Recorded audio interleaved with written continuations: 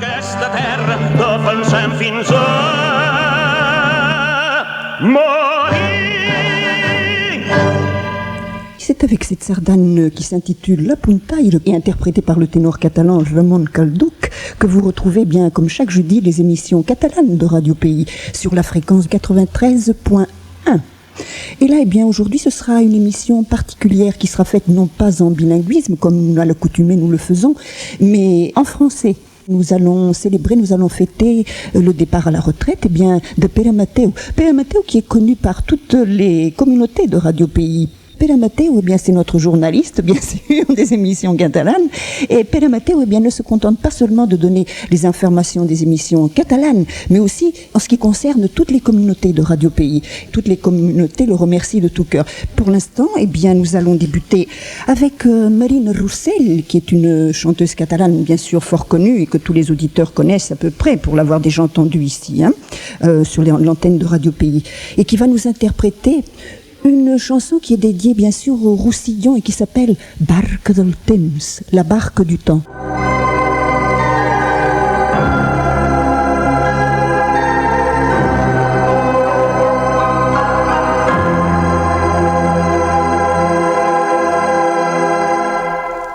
La barque del temps, interprétée par Marina Roussel. Et maintenant, eh bien, nous allons donner un petit peu quelques informations culturelles. Donc, il s'agit de l'exposition du peintre catalan Antoni Tauler à la galerie Flora, espace Quiron, du 18 mai au 31 juillet 1993. Et maintenant, nous allons entendre le groupe catalan nord de la Gram qui va nous interpréter el blues del Carbassó. Endavant amb el blues del Carbassó. Quan es posa a plorar la veu.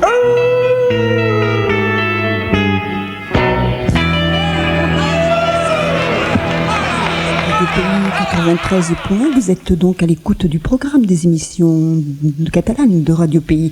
Radio Pays, bien que vous pouvez retrouver chaque jeudi de 21h jusqu'à minuit, et le vendredi matin, eh bien, l'émission est retransmise à partir de 12h jusqu'à 15h de l'après-midi.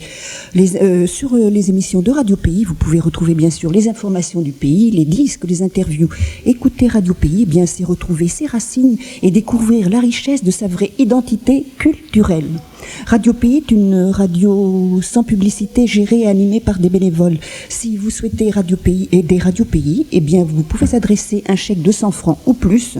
La cotisation, eh bien, c'est une cotisation annuelle individuelle. Dans ce cas, eh bien, vous mettez au dos du chèque la communauté à laquelle vous le destinez. La communauté alsacienne, lorraine, basque, bretonne, catalane, corse, flamande ou occitane. I si voleu venir fer de tècnic o parlar a la ràdio, sereu benvinguts. Recordo el número de Radio País, que és el 47 61 00 75. També tenim una adreça que és la següent, Radio País BP 639 75 367 Paris Cedex 08. Et maintenant, eh bien, nous allons passer à une dédicace. Toutes les communautés là se sont donné rendez-vous ici au studio de Radio Pays. Mais là, nous avons une dédicace qui nous vient de la part de Paul Anne, qui est de l'équipe bretonne de Radio Pays, et qui dédicace à Pere Mateu, donc qui est notre journaliste, et donc vous saurez tout à l'heure tout sur Pere Mateu, si vous restez à l'écoute, bien sûr, des émissions catalanes. Paul Anne, de l'équipe bretonne, dédicace l'estac interprété par Louis Llach à Pere Mateu. Endavant, l'estac à Louis Llach, endavant. Merci, Paul Anne.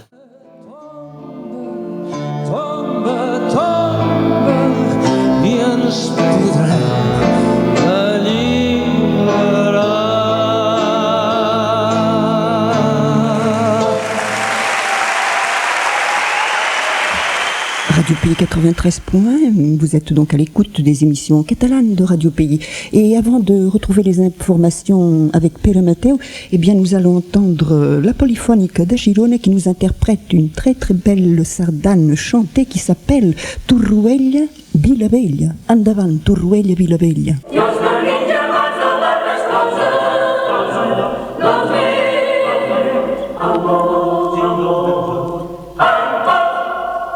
Radio Pays 93 points. Eh bien, je pense que maintenant, eh bien, Pere Mateu est prêt à donner les informations de Catalogne dans le Nord, de Catalogne du Nord. Bonne nuit à tothom. Bonne nuit, comme femme de costum. Pour les informations, oui, c'est vrai. on peut les donner bilingues pour donner toujours une primeur à la langue de la communauté. Oui, tu as raison. Par contre, l'interview, oui, on le fera en français. En français, pour comme toutes nous avions annoncé. à laquelle nous adressons un grand bonjour. Donc, on va commencer l'information avec Jean-Paul Alduy qui fait une liste commune avec les écologistes et les catalanistes plutôt. Doncs Jean-Paul Alduy, que fa una llista comuna amb els ecologistes i els catalanistes, és el primer candidat a les eleccions municipals anticipades de Perpinyà el 6 i el 13 de juny, que ha presentat públicament la seva llista. En la llista figura en tercera posició Marisa Laperga, Generació Ecologia, i en cinquena Jaume Roure, Unitat Catalana. Per Unitat Catalana seran 3 persones, no una, 3, que es presentaran en aquesta llista. I hi ha una petita possibilitat d'elecció d'aquesta gent d'Unitat Catalana. Passem també en el patrimoni amb l'orgue de la Catedral de Perpinyà, que és restaurat i a punt per ser estrenat. És un orgue excepcional per la seva qualitat i les seves dimensions. Ha estat restaurat i inaugurat oficialment aquest cap de setmana. Aquest orgue va ser construït al mateix temps que la catedral acabada el 1509. La part instrumental d'aquest orgue va ser reconstruïda al segle XIX per un dels més grans organers d'aquell segle, Aristides Cavaller Coll. La caixa de l'orgue data de l'edat mitjana i és una de les poques que s'han conservat en bon estat. També s'han conservat els panells decorats que servien per tancar l'orgue, que podrien també ser restaurats en els pròxims anys. Doncs aquestes dues informacions seran represes ara en francès. Bonsoir. Jean-Paul Alduy, CDS, est le premier candidat aux élections municipales anticipées de Perpignan, 6 et 13 juin, a présenté sa liste. En troisième position figure Marisa Lapergue, Génération Écologie, et en cinquième, Jaume Roure, Unitat Catalane. D'après ce qu'a expliqué Jean-Paul Alduy, sa liste est constituée principalement de socio-professionnels. Pour l'orgue de la cathédrale Saint-Jean de Perpignan, elle a été restaurée et inaugurée officiellement ce week-end. La partie instrumentale de cet orgue a été reconstruite au XIXe siècle par un des plus grands facteurs d'orgue de l'époque, Aristide Cavalier-Coll. Le buffet date du Moyen-Âge et c'est l'un des rares qui soit conservé en bon état. Les panneaux décorés servant à fermer l'orgue ont été conservés et pourraient être restaurés au cours des prochaines années. Ha mort a Barcelona el doctor Ramon Sarró a l'edat de 92 anys. És una bona edat, Núria? Sí. Va ser un dels deixebles de Sigmund Freud i l'introductor de la psicoanàlisi a Catalunya. Ramon Sarró va estudiar a Viena de 1925 a 1927 sota la direcció de Freud, tot i que després es va deslligar de la seva influència, autodefinint-se com un freudià antifreudià. Va estudiar també els treballs de Jung i Adler. A Barcelona va dirigir diferents centres especialitzats i va ser catedràtic de psiquiatria a la Facultat de Medicina. Le docteur Sarró est mort à Barcelone à 92 ans. Il était un des disciples de Freud et un des précurseurs de la psychanalyse en Catalogne. Il avait étudié à Vienne de 1925 à 1927 sous la direction de Freud, mais s'est libéré ensuite de son influence, se définissant comme un freudien anti-freudien. Il a étudié les travaux de Jung et Adler. À Barcelone, il a dirigé plusieurs centres spécialisés et avait une chaire de psychiatrie à la faculté de médecine. Ce qui veut dire également qu'en Catalogne, nous avons la possibilité avec notre langue de toucher toutes les disciplines, pas seulement les choses de la vie courante et les fables de La Fontaine. Passem ara amb l'associació del Casal d'Arrià. Doncs l'associació del Casal d'Arrià està estudiant el projecte de creació d'un museu. El museu podria tenir, a més d'una vocació històrica, una altra de vitrina del patrimoni industrial del Conflent. Insisteix, doncs, també en el considerable patrimoni històric que posseeix Rià. El que es defineix com un lloc de memòria evocarà el fundador de la dinastia de comtes reis catalans, Guifré el Pilós, nascut aquí al 840. El castell de Rià, conegut com el castell del Bressol de Catalunya, va ser arrasat per Vauban al 1672 per expulsar-ne els miquelets que s'hi refugiaven. Després, les ruïnes van ser enterrades per destruir el símbol. Cal recordar que el primer comte rei, Guifré el Pilós, que és el fundador de tota la dinastia catalana, és enterrat a Ripoll, en el monasteri de Ripoll, hi ha el jaç de Guifré el Pilós. L'association Casal Daria étudie un projet de création de musée qui pourrait, en plus d'avoir une vocation historique, être une vitrine du patrimoine industriel du Conflent. Le musée évoquera le fondateur de la dynastie des comtes-rois catalans, Guifré le Velu, né ici en 840. Le château de Ria, connu comme le château du berceau de la Catalogne, a été rasé par Vauban en 1672 afin d'en expulser les Miquelets qui s'y réfugiaient et les ruines ont été enterrées pour en détruire le symbole. Les Miquelets étaient des patriotes catalans qui luttaient contre les troupes de Louis XIV. Dans le studio, il n'y a pas simplement Pere Mateu, sinon que nous avons ici la journaliste Régine aussi, là, qui est son épouse. La française occitano-catalane. La française occitano-catalane, Régine. Donc européenne. Qui donne la réplique à Pere Mateu aussi. Oui, mais aujourd'hui c'est international. Il y a aussi Patrick, il y a aussi les Corses, il y a aussi les Occitans. Les Corses, et nous attendons du monde encore. Je suis charmé de voir que tout le monde vient. Je suis bien content. Voilà. Nous allons passer un disque de Josep Tero qui s'appelle Cançó de Bressol pour les enfants des nationalités opprimées. Josep Tero, qui est un jeune chanteur catalan, un ami de Lluís Llach et aussi un ami personnel, donc avait fait cette chanson pour toutes les nationalités opprimées. La llibertat.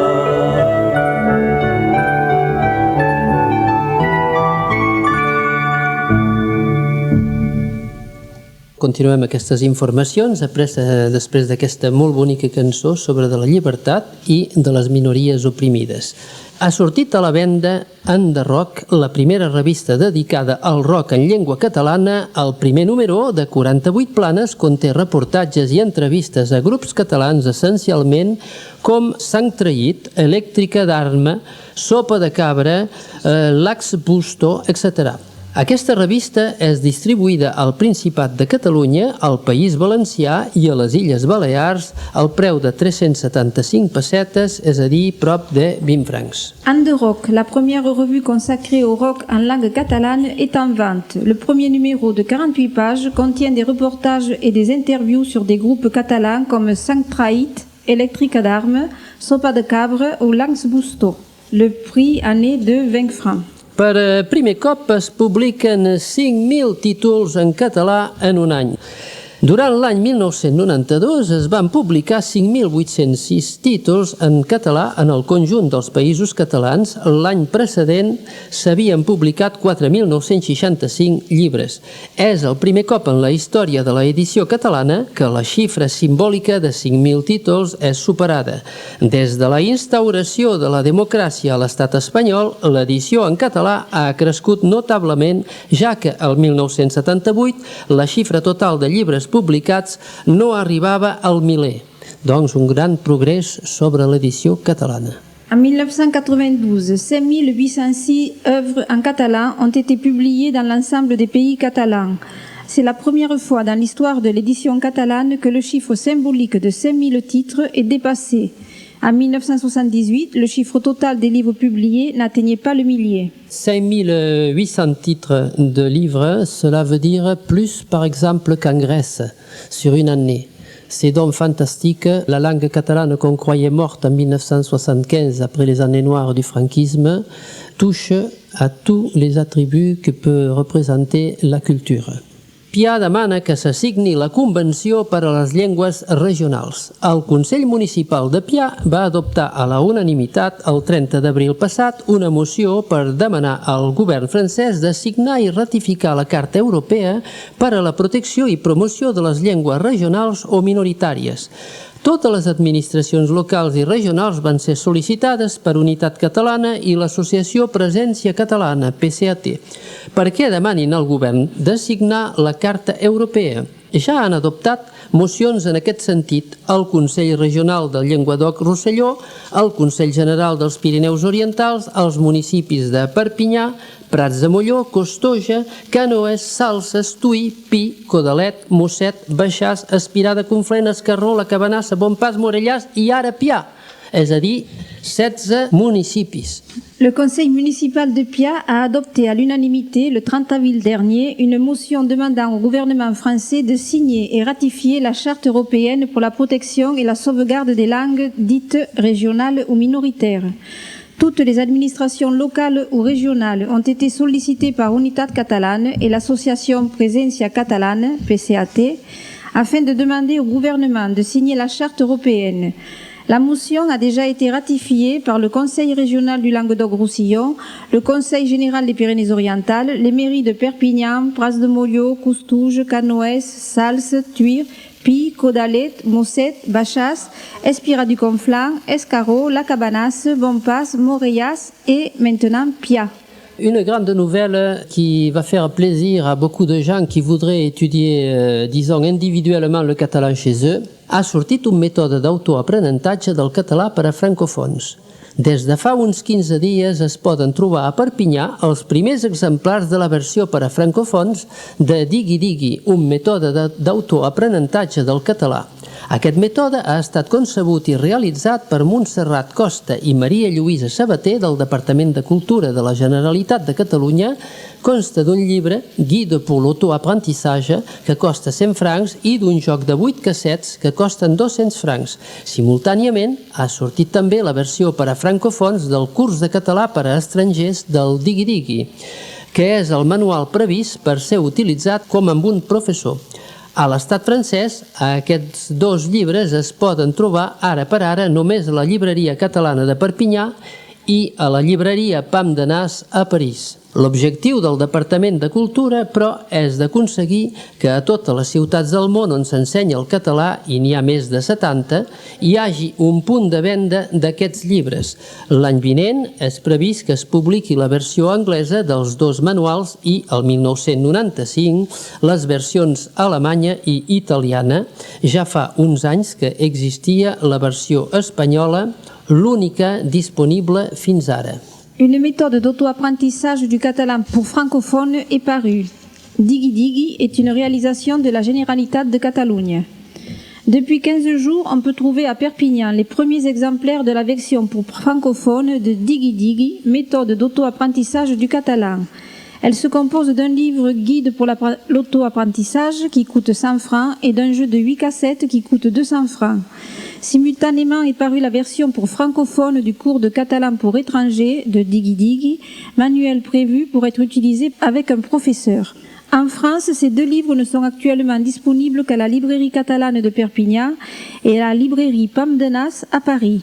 Il est prévu pour l'an prochain la publication de la version anglaise des deux manuels et pour 1995 les versions allemandes et italiennes. La version espagnole, jusqu'à présent seule disponible, existait déjà depuis quelques années.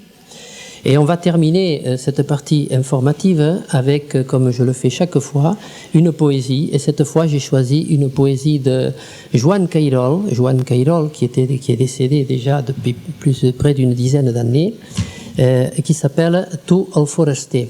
Cette poésie parle également de la Bretagne, de l'Alsace, et donc c'est une poésie aussi à toutes les communautés. Tu, el foraster, a qualsevol país que vagis, sigui Bretanya o l'occità, sigui l'Alsace o el català, truca a la porta, frega't els peus i fes bondat abans d'entrar. Has de saber, tu el foraster, que aquí viu gent sus d'una arrel, que xucla el sang segles amunt. Has de saber, tu el foraster, que cal deixar rajar la mel, que fa cantar les tradicions. Cada país té el seu cant, cada país la seva veu. Cada país té el seu sang, cada país la seva Déu. Avant un cel blau i canta el vent. Tot estrellat i riu la nit, si massi plou ploren la gent, sempre d'amor i puja un crit. Nous allons passer un disque du poète et chanteur Émile Vendrell, L'Émigrant. L'Émigrant, qui est du poète catalan Jacint Verdaguer et du compositeur catalan également Amadeu Vives. Hein, nous le disons pour les auditeurs. Hein, je rajoute. Non, bien, tu fais bien. Voilà. J'attendais que tu le dises. Ah, voilà. Hein, Jacint Verdaguer et Amadeu Vives, L'Émigrant.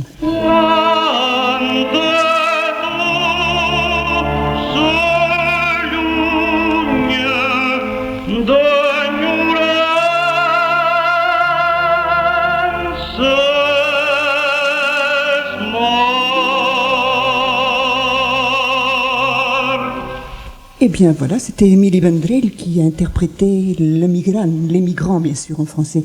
Et je pense bien que cette chanson est tout à fait d'actualité, Oui. puisque pour toi, Pere, nous allons commencer maintenant l'interview bien sûr Oui. de ton départ. Il faut Cette le dire aux chanson, auditeurs. ce disque date de 1962 et en 1961, je prenais le train pour venir travailler à Paris. J'ai très vite appris ce que ça voulait dire un émigrant. C'est à la suite de mon émigration que j'ai choisi ce disque et c'est le disque que je dédie aussi à toutes les communautés.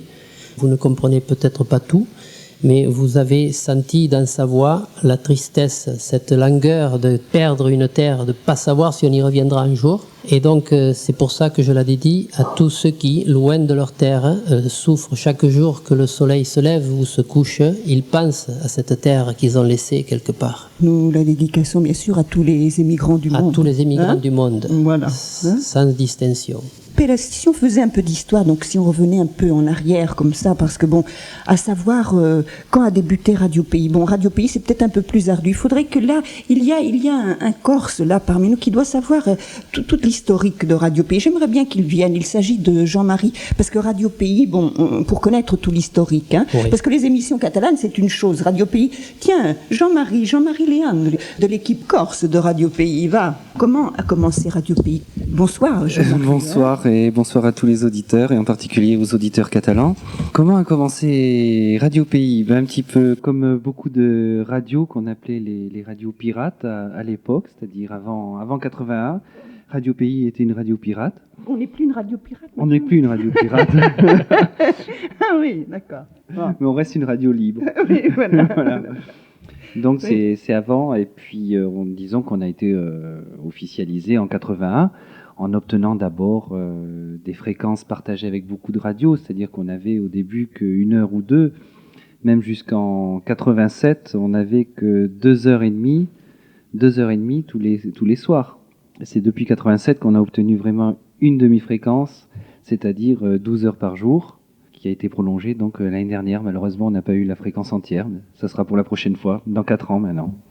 Merci Jean-Marie pour cette explication pour les auditeurs, je pense. Et moi, je te remercie très fort pour ta présence ici, la présence des Corses sur les émissions catalanes de Radio Pays. Comment s'est composé le noyau qui a débuté donc les émissions catalanes? Alors, toi, Pere, tu le sais. Hein? Oui, donc j'en faisais partie donc, à l'époque. Ah, ben voilà. Parce qu'on avait déjà créé une association qui s'appelait Capacaz, c'est-à-dire vers la maison, donc c'était toujours l'exil et le retour au pays. Et il y avait un noyau dur, disons, de ces personnes-là, qui éditait un petit livre. Pourquoi dit-on toujours un noyau dur? Parce que quand c'était il- le noyau, Personne. c'était le noyau de, disons, des militants Oui. qui vraiment se rencontraient à chaque fois. Chaque fois, c'était les mêmes. On faisait tout par nous-mêmes, comme maintenant on peut le faire. Mais ça existait aussi à ce moment-là. Il y avait énormément de jeunes sur la région parisienne qui étaient venus donc parce que le centralisme nous obligeait à débuter à Paris, mais qui sont repartis depuis. Alors parmi eux, il y avait Jaume Paul qui est maintenant à Perpignan, qui était ingénieur et qui travaillait dans la télécommunication. Il y avait également Daniel Pierre, qu'on a eu à la radio pendant un certain temps. Oui, que nous connaissons fort bien, Voilà, qui assurait la technique. Exactement. Mhm. Et puis il y avait Andreu Serrat, également, avec sa voix très Andreu douce, Serrat. très gentille, Ah, qui si. était présent. Voilà. Et puis moi, je venais de temps en temps pour faire des enregistrements d'émissions.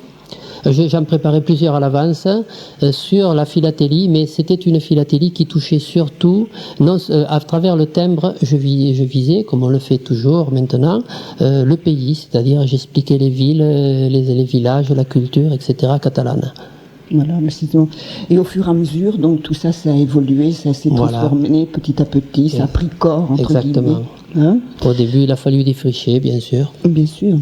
Dis-moi, peut-être que nous pourrions Oui, entendre une autre chanson. On pourrait là, prendre parce une que- deuxième chanson. Alors, il y a la chanson de Raymond, Mhm. avec Diguem No. Oui, qui s'appelle, bon, non, disons non. Voilà, ça veut Hein, dire tout simplement. nous disons non. Nous disons non. Nosaltres no som d'eixe món, no, diguem no. Nosaltres no som d'eixe món.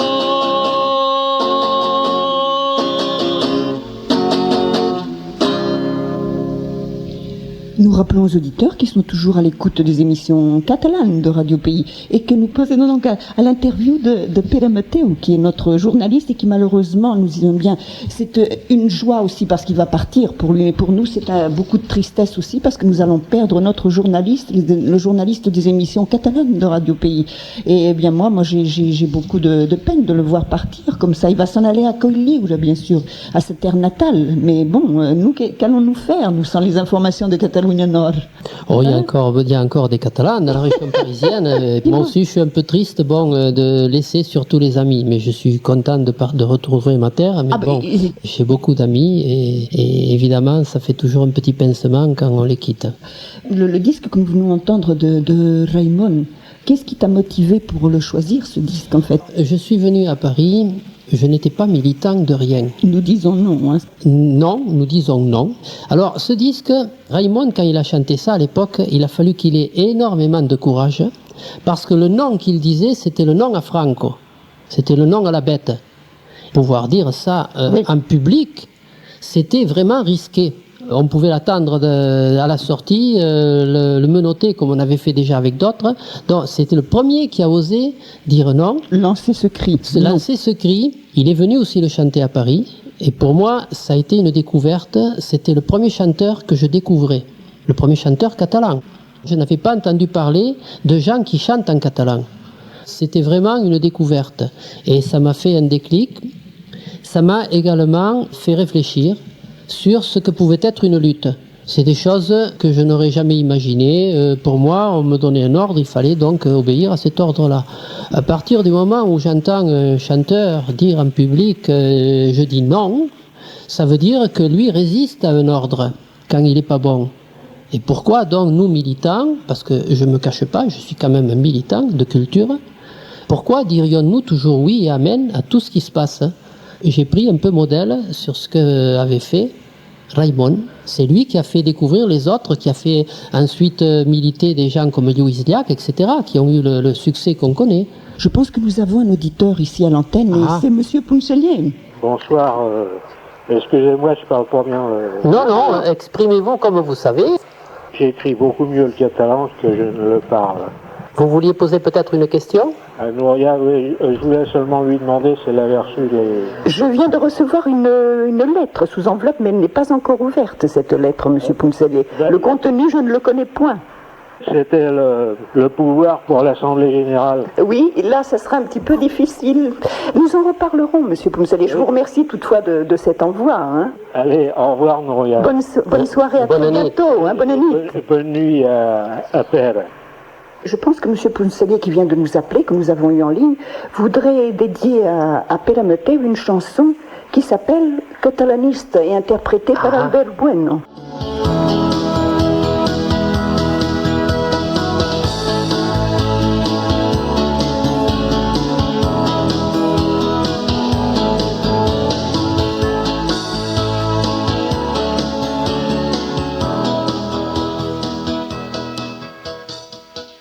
Donc bien, nous poursuivons ici à l'antenne l'interview de Pere Mateu nous fêtons donc son départ à la retraite, Pere Mateu. Hein. Avant de continuer, j'avais choisi également un autre disque qui s'appelait Despertate mon poble, et ce disque était d'un roussillonnais, Reinald de Dies. Réveille-toi mon peuple, Pere. Oui, c'est ça. Voilà, donc nous allons écouter maintenant. Despertate mon poble, no ets encara mort, mon poble encara viu, i n'en sé dels remeis que en fan tornar la gana. Nous avons un membre de l'équipe occitane de Radio Pays, je pense, à l'antenne. Il s'agit de Pierre. Bonsoir, Pere. Bonsoir, Pere. Oh, plein de basse. Et tu? Ça se passe bien? Ah, superbe, oui. On n'est peut-être pas tous ceux qui auraient dû venir, mais nous sommes nombreux et je suis bien content. Eh bien, je salue alors tous ceux qui sont par là, s'il y en a que je connais là. Serge, non? Serge Day. Jean-Marie Léandre. Jean-Marie Léandre. Il y a Patrick. Il y a Patrick. Il y a Nouria. Il y a Christiane et Robert. Il y a Christiane, il y a Robert, oui. Oui. Joël Perry, oui, que je connais bien. Voilà, et puis il y a mon épouse. Régine. Et nous en attendons d'autres, car nous en attendons, oui, encore. Les Basques et les Corses. Il y a une bonne ambiance qui règne là, hein, tu vois. Et en plus, c'est sympa parce qu'il y a toutes les communautés là. C'est ça qui est intéressant, hein, de se retrouver voilà. En toute amitié, là, hein, comme ça. Hein. Homme de vanne, comme je dis toujours. J'espère que parce que le père s'en va. Non, mais là, ça continue, hein, la fête continuera. Hein. Mais nous déplorons son départ, bien sûr, quand même, hein, pour nous, hein, parce que bon, en plus, c'est un ami cher, quand même, je peux le dire. C'est une personne sur laquelle on peut compter, voilà. Père, c'est quelqu'un. Je voulais dire aussi que si père il s'en va, je sais que de son côté. Et combat. Continue, hein. Continue, hein, merci, c'est vrai. Merci plat, hein. Merci plat. Je voulais que Serge trouve une chanson, pour toi je trouve qu'elle est très bien. C'est Compagnes de Eric Frage. On essayera de mettre à la suite donc la chanson Compagnes d'Eric Frage. D'accord. Sous Hélène Boudoucia. D'ailleurs, qu'il y a las paroles sur Liberote. Gent del país d'Occitanie, us saludo. Eh bien, merci Spla. Merci et bonne année et peut-être à bientôt. A coquede. Endavant. Endavant. Adiciat. Pierre de l'équipe Occitane de Radio Pays. Avant de continuer, également... Dis-moi, tu ne m'as pas dit, parce que là c'est un petit peu comme une chose, nous faisons toute une... dis-moi, pourquoi, j'avais oublié de te demander, quel était le fait que tu avais choisi le disque que nous avons entendu? Oui, eh bien, un petit peu en arrière, justement, ce disque, je voulais le coupler avec un autre du groupe Guillem de Cabestagne, un disque de Pere Figueres qui est Desperta't Rosselló. Il va très bien avec Desperta't mon poble. Aquell de Patatam, voilà. Les figues són verdes. Exactement. Ah, c'est ça, hein. Ara escoltarem, nous écouterons donc maintenant Pere Figueres. Avec Desperta't Rosselló. Desperta't Rosselló, réveille-toi aussi. Voilà. Endavant. Ai, desperta, Rosselló, si veu Rosselló, desperta, que si dormes al teu racó ja tindràs la llar deserta i l'ocells hi niaran. Quan la llum serà aturada, morirà la fe sagrada d'un Rosselló endavant. Tam, patatam, que les figues són verdes, tam, patatam, que ja maduraran. Tam patatam, que les figues sont verdes. L'image, c'est, bon, à part le bruit du tambour, tam patatam, les figues chez nous, c'est dans toute la Méditerranée, les figues sont vertes, elles mûriront. Les cultures et les peuples, c'est pareil. Aujourd'hui, ils ne peuvent pas s'exprimer, mais demain, ils pourront.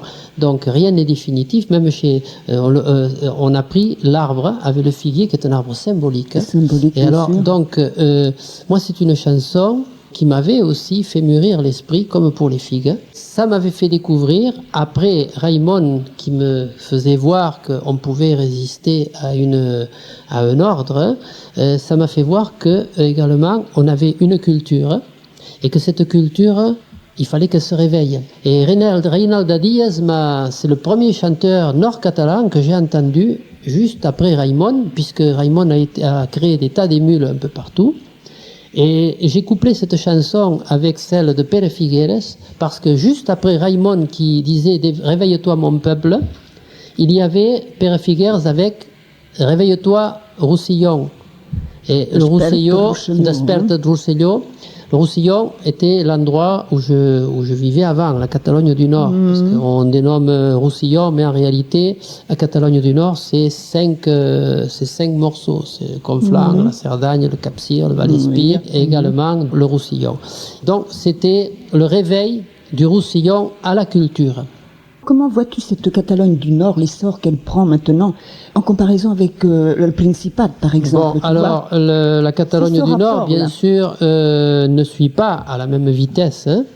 Elle a mis longtemps, elle a même méprisé à un moment donné les Catalans du Sud, mais maintenant, elle commence à comprendre. Tu ne crois pas que l'inverse est réciproque aussi? Non, parce que en Catalogne du Sud, on voyait, quand on parlait de la Catalogne du Nord, on voyait la France et la liberté. Ah oui. Or, il se trouve que maintenant, la puissance de l'argent, c'est la Catalogne du Sud qui l'a, puisque le Nord a fermé partout. Il n'y a pas d'entreprise qui soit supérieure à 500 ouvriers en Catalogne du Nord. Tout ce qu'il pouvait y avoir, jusqu'aux entreprises implantées comme Punto Blanco, ont fermé.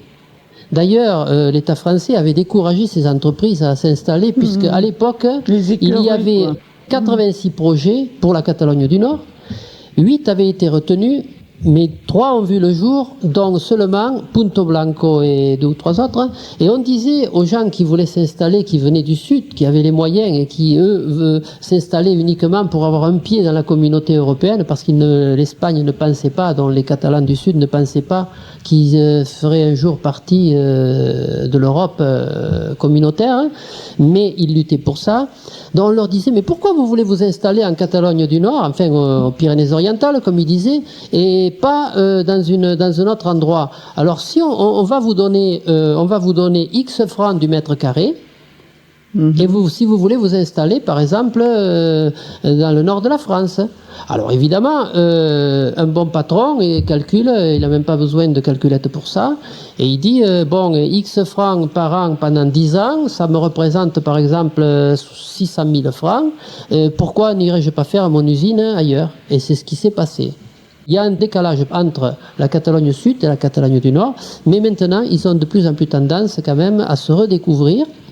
Les Sud-Catalans viennent assez nombreux chez nous, et les Nord-Catalans découvrent que leurs frères du Sud sont puissants, que ce ne sont pas ces pauvres gens qui en espadrille, qui étaient dans la misère, mais ce sont maintenant des messieurs qui apportent de l'argent et qui peuvent faire vivre le Roussillon, et on redécouvre avec respect le Sud. C'est le rapprochement entre le Nord et le Sud, c'est-à-dire entre tous les pays catalans. Tu penses que cette jonction va pouvoir... Elle va aller en grandissant. Il y a par exemple la Chambre des métiers à Perpignan, la Chambre du commerce, je veux dire, à Perpignan, qui a encouragé les différents groupes à s'intéresser aux Catalans pour pouvoir commercer avec Barcelone. Il y a également l'ordre des avocats à Perpignan qui commence à ouvrir des succursales dans le sud. Il y a également les germanaments, les jumelages entre nord et sud. Donc maintenant, je crois qu'il y a 7, 8, 10, 12 jumelages, je ne sais plus. Il y a par exemple des municipalités comme Cerbère qui se jumellent carrément, mais en tout. Alors, par exemple, faire des écoles communes avec Portbou. Il y a des villes des deux côtés de la frontière qui s'effacent pour n'en faire qu'une, pratiquement.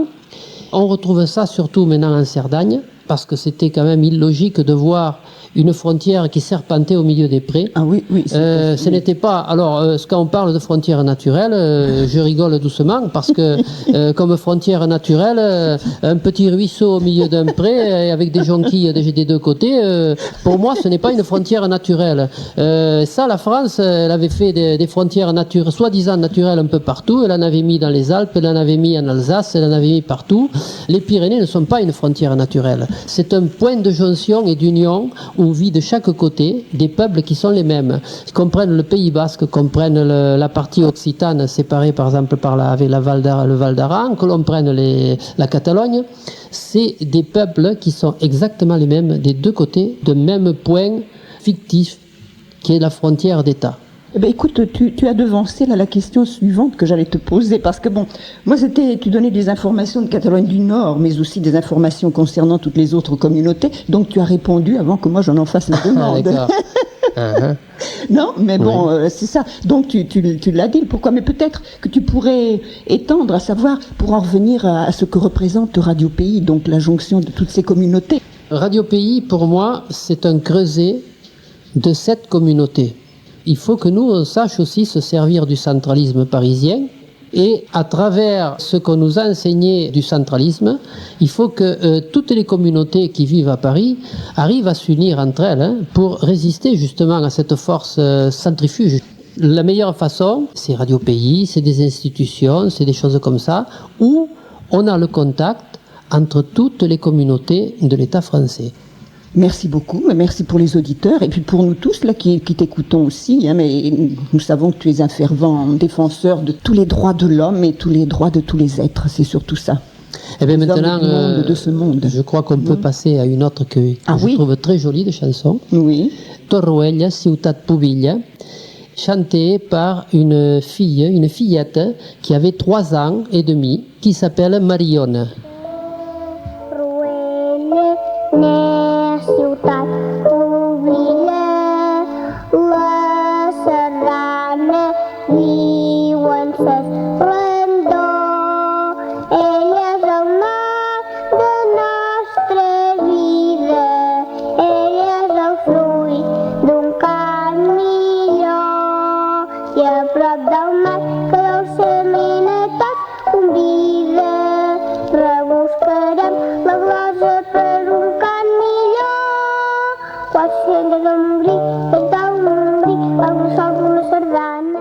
Elle est merveilleuse. La première fois que je l'ai entendue, ça m'a remué les tripes. Je me trouvais à Torroella. C'était en 1975. Le franquisme était en train d'agoniser. Et entendre de la bouche d'un enfant chanter sa langue maternelle, alors que c'était interdit partout, et que chez nous, en Catalogne du Nord, il n'y avait plus d'enfants qui parlaient en catalan, et qu'on disait qu'en Catalogne du Sud, le franquisme avait fait tellement de mal avec l'interdiction de la langue des écoles et la destruction de tout ce qui... C'était redécouvrir de nouveau ces racines qui étaient en train de remonter à la surface, qu'on avait cru niveler, et puis que d'un seul coup, on s'apercevait que Franco avait perdu. Il avait tout misé sur la culture, à détruire la culture catalane, comme il voulait détruire la culture basque. Mais la culture catalane, comme un arbre au printemps, elle a refleuri, et à travers cette petite fille, Marione, on sent qu'elle domine sa langue. Elle ne le dit pas, elle n'annonce pas sa chanson. Elle la chante parce qu'elle l'a apprise, elle sait ce qu'elle dit, même si c'est une gamine. Voilà. À cette époque-là, le drapeau catalan était interdit. Alors, à Torroella, il y avait une fabrique de ciment, et les sacs qui sortaient de cette fabrique de ciment étaient des sacs avec les 4 barres catalanes sur fond jaune. C'était la couleur des sacs. Et donc, quand le gouverneur a autorisé pour la fête à ce qu'on mette quelques drapeaux, parce que bien sûr, ça commençait à bouger de partout, ils n'avaient pas de drapeau catalan, mais c'est des milliers de sacs de ciment qui faisaient 1,50 m de long, ont été suspendus à tel point qu'il a fallu que le gouverneur vienne et intervienne en disant, écoutez, mettez au moins de temps en temps un petit drapeau espagnol. Voilà, donc ça c'était l'anecdote. Et ces sacs de ciment étaient toujours jaune et rouge. J'en ai gardé un à la maison comme témoignage. Parce comme le drapeau catalan, voilà, jaune et rouge. Oui, jaune et rouge, c'était un drapeau catalan. Recto, verso, intérieur, extérieur. Mais ils avaient été toujours fait comme ça, non, c'était pour cette période-là. Ah, voilà ce qu'il convenait de dire. Alors, la législation n'avait pas interdit que l'on fasse des sacs de ciment avec des 4 barres catalanes. Donc, la législation était prise en défaut, on ne pouvait pas intervenir. Très bien, très bien. On va passer à une autre chanson. Ah oui, bien sûr. Alors, pour les auditeurs qui ont le plaisir de découvrir ta discothèque. Voilà. Alors, il y a la Gramme avec les Alberes. Les Alberes qui sont les montagnes des Pyrénées qui touchent, disons, à l'ex-frontière d'État.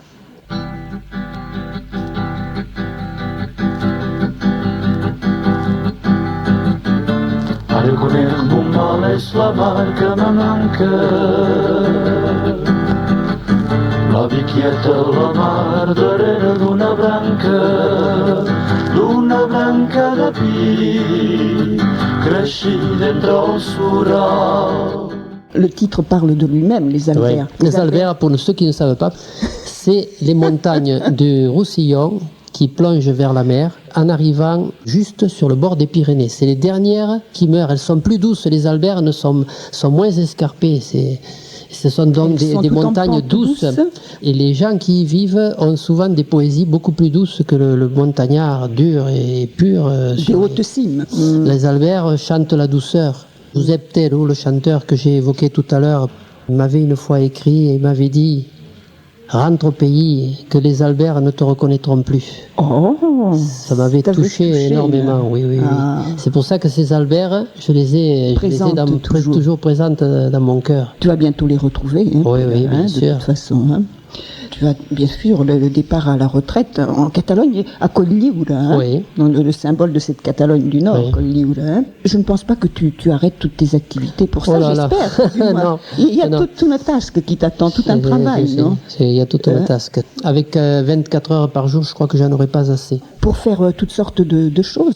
Et il y a la Flamme du Canigou, il y a, oui, c'est vrai. il y a la représentation internationale de Unitat Catalane, il y a la Casa Pairal del Castellet, et il y a également le Centre cultural català de Perpinyà. Il y a peut-être Radio Arels qui m'a demandé si je pourrais pas faire des émissions. Bon, je sais pas, on verra. Je verrai au fur et à mesure de mes disponibilités parce que je peux pas présumer aussi de mes forces. Ah non, mais lâche-toi parce qu'après le travail, il faut quand même un repos.